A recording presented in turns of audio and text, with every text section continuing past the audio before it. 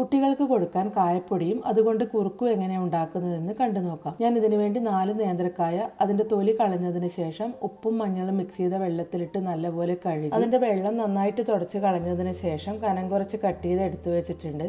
ഇനി ഇത് നല്ല വെയിലത്ത് വെച്ച് ഒരു 2 ദിവസം ഒന്ന് ഉണക്കിയെടുക്കാം. കായ ഞാനിവിടെ നല്ലപോലെ ഉണക്കി എടുത്തു വെച്ചിട്ടുണ്ട്. ഇനി ഇതൊരു മിക്സിയുടെ ജാറിലേക്ക് ഇട്ട് പൊടിച്ചെടുക്കാം. ഇതിപ്പോ കുറച്ചായതുകൊണ്ടാണ് ഞാൻ ഒന്നിച്ചിട്ട് പൊടിച്ചെടുക്കുന്നത്. പിന്നെ നമ്മൾ ഒരുപാട് കായ ഉണക്കി വെക്കുന്നുണ്ടെങ്കിൽ ഇതുപോലെ ഒന്നിച്ചിട്ട് പൊടിക്കാതെ കുറച്ചായിട്ട് പൊടിച്ചെടുത്താൽ മതിയാവും. ഇനി ഇത് നല്ലപോലെ അരച്ചതിന് ശേഷം നനവൊന്നുമില്ലാത്ത എയർ ടൈറ്റ് ആയിട്ടുള്ള ഒരു കുപ്പിയിലേക്ക് മാറ്റി വെക്കാം. അപ്പോൾ ഇത് വെച്ചിട്ട് കുറുക്ക് എങ്ങനെ ഉണ്ടാക്കുന്നത് നോക്കാം. ഞാനിവിടെ 2 ടേബിൾ സ്പൂൺ പൊടി എടുത്തിട്ടുണ്ട്. ഇതിലേക്ക് മധുരത്തിന് വേണ്ടി പനങ്കൽക്കണ്ടാണ് ചേർത്ത് കൊടുക്കുന്നത്. പിന്നെ ഒരു 2.5 ഗ്ലാസ് വെള്ളം ഒഴിച്ചിട്ട് കട്ടിയൊന്നും ഇല്ലാതെ ഒന്ന് കലക്കിയെടുക്കാം. പിന്നെ ഞാൻ ഇതിലേക്ക് കുറച്ച് പാല് കൂടി ചേർത്ത് കൊടുക്കുന്നുണ്ട്. അപ്പോൾ ഈ പാലൊന്നും ചേർത്ത് കൊടുക്കണം എന്നൊരു നിർബന്ധവുമില്ല. ഇനി ഇതൊരു മീഡിയം ഫ്ലെയിമിൽ വെച്ചിട്ട് നല്ലപോലെ തിളപ്പിച്ചിട്ടൊന്ന് കുറുക്കിയെടുക്കാം. അതുപോലെ ഇത് കട്ടയൊന്നും പിടിക്കാതിരിക്കുന്നതിന് വേണ്ടി ഇളക്കി കൊടുത്തോണ്ടിരിക്കുകയും വേണം. ഇതിപ്പോൾ നല്ലപോലെ തിളച്ച് നല്ല പാകത്തിന് കുറുകി വന്നിട്ടുണ്ട്. ഈ സമയത്ത് അടുപ്പത്ത് നിന്നും മാറ്റി വെക്കാം.